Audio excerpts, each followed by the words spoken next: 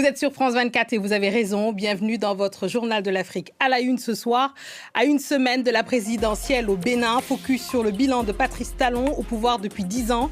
Croissance économique saluée, modernisation visible, mais aussi des critiques persistantes sur l'état de la démocratie, l'opposition marginalisée et les libertés. Alors, que faut-il retenir de cette décennie? Succès incontestable ou tournant politique controversé? Pour en parler, deux invités de très haut niveau sur ce plateau. Wilfried Léandre Ongbeji, il est porte-parole du gouvernement, et Francis Patindé, journaliste, observateur averti, aguerri de la vie politique béninoise. Merci, messieurs. On ouvre cette édition spéciale donc consacrée au bilan de Patrice Talon au pouvoir depuis 10 ans. Ceci à une semaine de la future présidentielle où il ne participe pas, mais son dauphin désigné, Romuald Wadani, semble bien parti tant l'élection est verrouillée face à un candidat unique, Paul Oungpé, qui se définit lui-même comme un opposant modéré. Ça, c'était pour poser le cadre du débat. Merci à vous deux d'être là. J'aimerais commencer par vous, monsieur Wilfried Léandre Ongbeji. Parlons du bilan économique d'abord. Vous mettez en avant une croissance forte autour de 6 à 8%, mais dans le quotidien, beaucoup de Béninois parlent du coût de la vie devenu extrêmement difficile. Que répondez-vous? Merci madame. Les mêmes Béninois vous parlent de la modernisation accélérée du pays, une façon de redistribuer la croissance, la richesse du pays, lorsque vous portez les infrastructures au plus près des populations, lorsque vous apportez l'eau potable presque partout, passant de 42% à peine en 2016 à 85% à peu près aujourd'hui, lorsque vous amenez l'électricité de partout, lorsque vous faites en sorte que dans les écoles, les enfants aient un repas chaud. Aujourd'hui, pas moins d'1 400 000 enfants béninois ont un repas chaud à l'école du premier jour de la rentrée jusqu'aux vacances, contrairement à il y a 10 ans, à peine 200 000 enfants qui mangeaient 20 jours dans l'année et les cantines étaient fermées. Quand vous avez ces indices-là et que vous voyez l'effort par ailleurs de transformation digitale du pays, l'assainissement qui est poussé un peu partout dans les villes, vous devez reconnaître que la croissance est là. Ce qu'on évite, c'est de manger notre blé en herbe comme hier, en faisant en sorte que cette croissance impacte la qualité de vie des gens, plutôt que de distribuer des prébendes aux populations en faisant semblant de les aimer ou de les aider. C'est ça que nous faisons. Et ça, vous l'avez dit vous-même, c'est incontestable sur le terrain. Francis Patindé, j'aimerais vous entendre. Cette croissance, elle est saluée effectivement par les indicateurs économiques, elle est incontestable, mais est-ce qu'elle bénéficie réellement aux populations, à la population? Est-ce qu'elle est inclusive finalement? Déjà, l'année dernière, je suis allé 5 fois au Bénin. La métamorphose, elle est fabuleuse. J'ai été très critique à M. Talon à ses débuts, mais j'étais scié, pour utiliser un terme trivial. Alors, ce qui est construire des routes, construire des ponts à la longue, et à terme, ça servira les intérêts des populations. Il faut écouler les marchandises qui sont cultivées dans la partie septentrionale du Bénin. Il faut les amener au port pour pouvoir les écouler. Et on peut aller vite quand il y a de bonnes routes. Et c'est le cas. Les transformations en termes d'infrastructures au Bénin, ce n'est pas limité qu'à Cotonou. Porto-Novo, Abomey, j'ai été, Parakou, Latitane, partout, le pays est en chantier. Et je pense qu'il faut attendre dans les prochaines années pour pouvoir, vraiment pour que les populations puissent jouir de ces transformations. Ces transformations apportent du changement et apporteront, j'en suis persuadé, quelque chose dans la vie courante, la vie quotidienne des populations. La vie quotidienne des populations. Je vous propose qu'on écoute le président Talon lui-même qui en parle et on débriefe juste après. On écoute. Le Bénin a-t-il enfin trouvé la voie pour son développement? A-t-il entamé son progrès de sorte à devenir, lui aussi, un pays développé, susceptible de se passer de l'aide au développement apportée par d'autres et parfois avec mépris? La réponse à cette question fondamentale est oui. En effet, depuis bientôt 10 ans, le Bénin a entamé sa mutation et les signes de notre progrès sont visibles par tous. Le miracle, c'est notre nouvel état d'esprit. On vient d'entendre le président Patrice Talon parler effectivement de son bilan. Wilfried Léandre Oumbeji, j'ai une question pour vous. Quel est le prix finalement du développement? Parce que évidemment, il y a un gros chantier, un point noir dont tout le monde parle, c'est l'état démocratique du pays. Que répondez-vous à ceux qui vous disent qu'il y a ce prix à payer pour cette démocratie, pour ce bilan? Si vous nous jugez, comme beaucoup d'autres vues d'Occident, qui ignorent souvent que l'état de la démocratie actuelle en France est le résultat de plusieurs siècles de pratiques, qu'aux États-Unis, c'est également plusieurs siècles de pratiques comme ailleurs, et que vous nous jugez à l'aune de critères valables pour des pays qui ont plusieurs centaines de pratiques, alors que nous en sommes à 30, 50 ans à peine de pratiques, vous ne seriez pas tout à fait juste, madame. Nous savons que la démocratie, c'est un idéal permanent. On peut vous juger par rapport à un autre pays africain. On peut partir du Sénégal. Il y a d'autres pays sur le continent. On n'est pas obligé d'aller vers en France. Mais quand vous y allez, vous aurez les mêmes critiques de fond et vous allez vous interroger. Cette façon de fonctionner, qu'est-ce que ça a apporté comme amélioration palpable aux conditions de vie des populations? Nous avons compris, nous, que la démocratie, c'est un parcours permanent. Mais qu'il faut, à base de principes qui la fondent, trouver les moyens pour apporter de mieux vivre à nos populations. Et c'est ce que nous sommes en train de faire. Nous avons, pendant 3 décennies, essayé de copier sur vous, d'ici, l'Occident, exactement les pratiques, un peu débridées parfois. Ça n'a pas produit de résultats. Mais nous nous sommes dit de façon responsable, est-ce que nous faisons bien de vouloir ressembler aux autres? Nous prenons les principes, nous les adaptons à nos besoins, à nos réalités, et fort heureusement, avec le courage d'homme d'État que le président Talon a eu, nous avons fait des réformes difficiles, c'est vrai, douloureuses, exigeantes même, mais fort heureusement, elles produisent les résultats que les populations et que le monde entier salue aujourd'hui. Alors, des réformes quand même assez critiquées. Francis, est-ce qu'on peut vraiment dissocier la performance économique de l'état de la démocratie dans un pays ? Et dans le Bénin en particulier. On peut dire que l'état de droit est respecté, mais il va falloir sans doute, puisqu'on est à la veille d'une alternance, une alternance même si... Enfin, on parlera de l'alternance.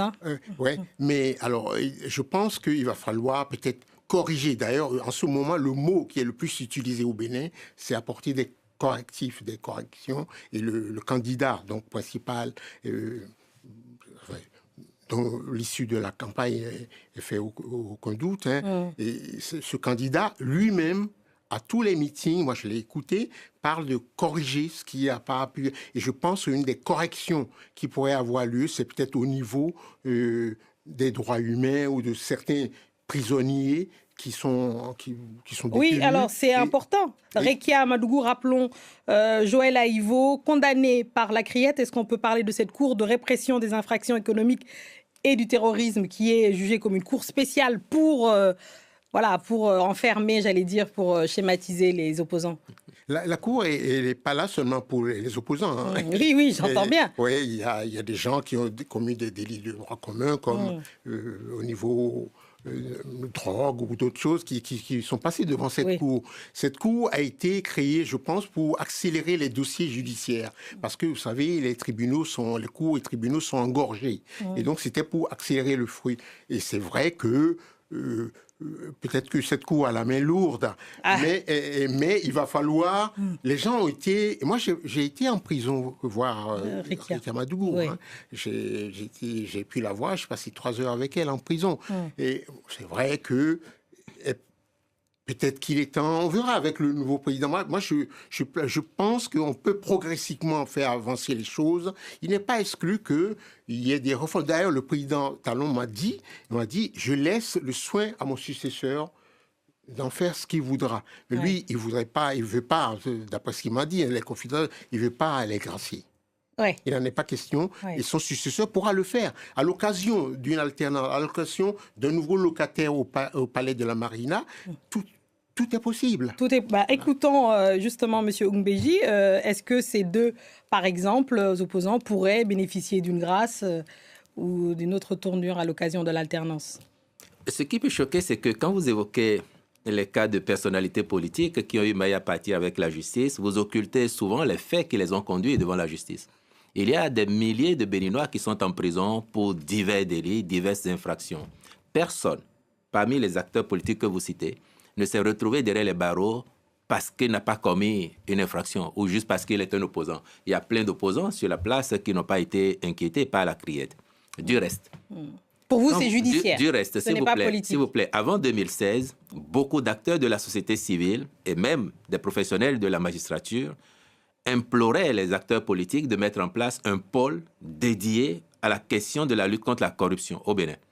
La CRIET est une réponse. Et quand vous voyez les indicateurs de Transparency International aujourd'hui, le Bénin trône dans le haut du classement parmi les pays où la lutte contre la corruption est quelque chose d'avéré.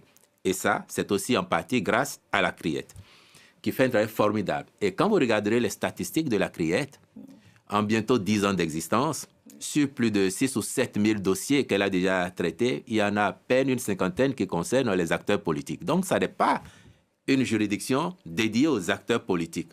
J'ai une boutade que je lance souvent à certains de vos confrères de l'autre côté quand ils m'abordent sur la question. Vous savez, au Bénin, les délits de presse, en général, sont dépénalisés. Donc, un journaliste, il ne va pas en prison pour un délit de presse. Mais si le journaliste, muni de sa carte de presse, il va couvrir une activité et qu'au sortir de l'activité, il se permet de voler la moto d'un autre, quand on va le poursuivre pour vol, ce n'est pas un journaliste qui est poursuivi, c'est un citoyen qui a volé. Donc, des acteurs politiques ont commis des infractions, ils ont été jugés comme citoyens justiciables de la justice béninoise et condamnés. Maintenant, on peut épiloguer, est-ce que parce qu'ils sont des acteurs politiques, il faut leur faire une condition particulière? C'est un gros débat et tous les autres prisonniers mériteraient la même attention. Alors, j'aimerais qu'on parle de l'état de la démocratie d'une manière générale et quelque chose de symptomatique, c'est cette future élection présidentielle où il y a deux candidats qui s'affrontent avec des vice-présidents, mais deux candidats.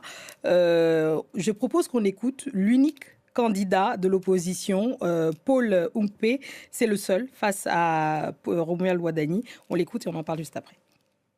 Le développement doit d'abord être humain. L'utile doit venir avant l'agréable. Il faut choisir une autre direction, qui sera la direction de la prospérité, prospérité partagée. Francis, est-ce qu'une élection présidentielle où il y a deux seuls candidats qui s'affrontent, est-ce que c'est le signe d'une démocratie qui va bien ? Vous savez, moi, l'élection actuelle, je la compare à celle de 2016. 2016, je vous ai amené un document que je vais vous montrer. J'espère la caméra. En 2016, il y avait 33 candidats. La caméra, elle est là, c'est ça? Il y avait 33. Aujourd'hui, il y a 2.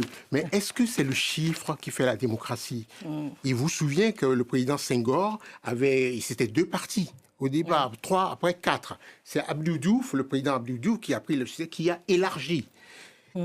Tout est encore possible. L'essentiel, c'est de savoir, il faut qu'il y ait des élections de manière ordonnée, de manière cadrée, et pour qu'il n'y ait pas de dérapage. Parce que le Bénin actuel, il y a quand même des problèmes à nos frontières. Oui, certes. Il y a des problèmes à nos frontières, il faut faire attention à ce que ça ne dérape pas. Il faut une élection. C'est vrai que c'est une élection asymétrique, parce que on sent qu'il y a un candidat. Ah bah oui, surtout donc, que l'autre se déclare opposant modéré. Modéré, bon. Oui. Donc, il y a cet aspect-là. Et pour moi, le principal enjeu de cette élection, ce sera le taux de participation. Il faut absolument, il y a 10 ans, le taux de participation était de 66%. Il faudrait essayer de s'en approcher, même s'il y a un candidat qui est en force et que l'autre pèse de peu de poids. Je pense que c'est une élection qui va se nouer à un tour. Oui. Et alors qu'en 2016, c'est une élection qui s'est jouée à 2 tours. À 2 tours. Une dernière question, M. Oungbeji. La tentative de coup d'État de décembre 2025, on en a parlé ici d'ailleurs largement dans nos colonnes, et les incursions djihadistes au nord, est-ce que ça révèle une certaine fragilité néanmoins du modèle béninois? Ou est-ce que, pour vous, non? Vous me permettrez, madame, de faire quand même un petit commentaire sur ce qui vient d'être dit là. Vous voyez, quand on avait 33 candidats à une élection présidentielle, dans une démocratie qui avait déjà 30 ans au moins, aucun parti politique ne remportait une élection présidentielle. C'est quand même atypique. De même que aujourd'hui, ça ne vous choque pas qu'aux États-Unis, quand il y a une élection, 2 candidats s'affrontent. Il y en a un marginal par moment dont personne ne parle, mais généralement 2 candidats s'affrontent. De même qu'ici en France, vous sortez de municipal, là. Pour aller au second tour, il faut avoir au moins 10% quand on est un parti engagé, n'est-ce pas? Quand vous allez aux européennes, il faut faire au moins 5% avant d'envoyer des représentants au Parlement européen. C'est des critères qui, peut-être, il y a 50 ans ou 100 ans, auraient été mal vus. De même que vous n'êtes pas choqué par ces choses-là aujourd'hui, dans 20 ans, vous ne serez pas choqués qu'au Bénin, quand on parle d'élection présidentielle, il y a deux grands partis qui s'affrontent avec la certitude que l'un l'emporte, gouverne, rende compte aux populations qui jugent s'ils sont satisfaits ou non. Pour en revenir à votre question. Oui, on en reviendra malheureusement. C'est c'est la fin de cette édition spéciale consacrée justement aux 10 ans du Patrice Talon, président au Bénin depuis 10 ans. Merci beaucoup à vous d'être venus. C'est la fin de cette édition. On est obligé de rendre l'antenne. Mais on reviendra, on en reparlera largement dans nos colonnes. Merci beaucoup. Merci. Merci.